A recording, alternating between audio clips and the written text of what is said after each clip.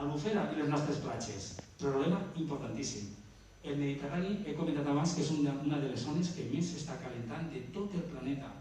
Quan s'escalfa molt un mar, correcte, l'aigua, quan s'escalfa, es dilata. Al dilatar-se, augmenta de volum i, per tant, això el que està fent també és que aquesta aigua pugui entrar dins de les costes, correcte? L'albufera està en perill per l'augment del nivell del mar. S'estima en les projeccions més optimistes que en els pròxims anys, si continuem frenant aquest augment imparable de les temperatures i la temperatura no pujara molt, així i tot, l'augment del nivell del Mediterrani afectaria entre 28 i 58 centímetres, podria pujar el nivell del mar en els pròxims 30 anys.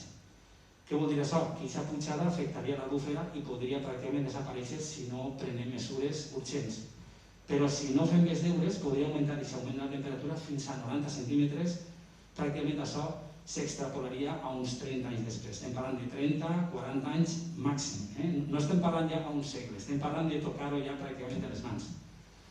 Lògicament, aquest augment del nivell del mar també comportaria una regressió del nostre litoral, entrada d'aigua salada cap a les nostres costes, podria entrar perfectament 15-20 quilòmetres cap endins. Tota la zona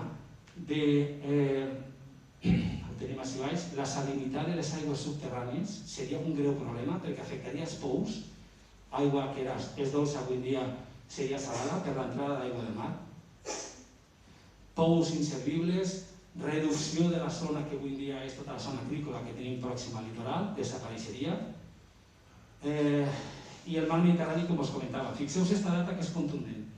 Des de 1980 s'ha calentat el doble que la temperatura de l'aire. La temperatura de l'aire s'ha calfat aproximadament en el nostre sector del Mediterrani des de l'any 80, quasi 7,7 graus. És la zona del planeta que més s'està calfant, la zona del Mediterrani, però és que el mar s'ha calfat 1,4 graus, el doble que la temperatura de l'aire. I és un punt extrem on la ONU i el panel intergovernamental per al canvi climàtic estan vigilant i controlant. Estan estudiant què està passant al Mediterrani, que està calfant-se molt més aquesta zona que altres parts del planeta. Risc d'incendis forestals. He dit abans que cada vegada plourà menys i quan ho faci ho farà amb més intensitat. Ja hem pogut observar alguns episodis així a la Ribera, no fa falta que insistim, però si plourà menys, el problema que anem a tindre és que anem a tindre risc d'incendis forestals serà cada vegada major. És a dir, tindrem un augment de les temperatures i de les sequeres.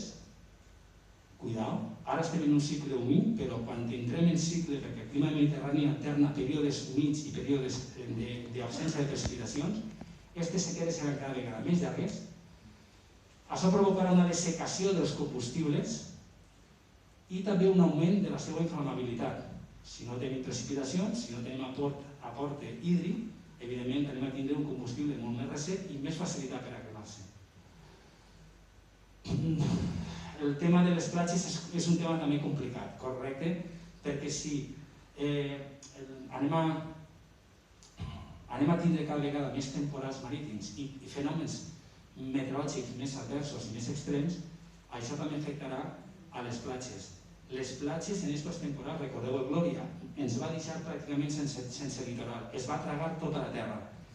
Si regenerem, la solució no és regenerar. Evidentment, per el tema del turisme ens interessa regenerar, però si cada vegada hem de tindre més fenòmens adversos i torrencials, el problema és que per molt que regenerem sempre estarem perdent molts quilòmetres de platja i del nostre litoral. Per tant, l'escenari que tenim no és el més optimista.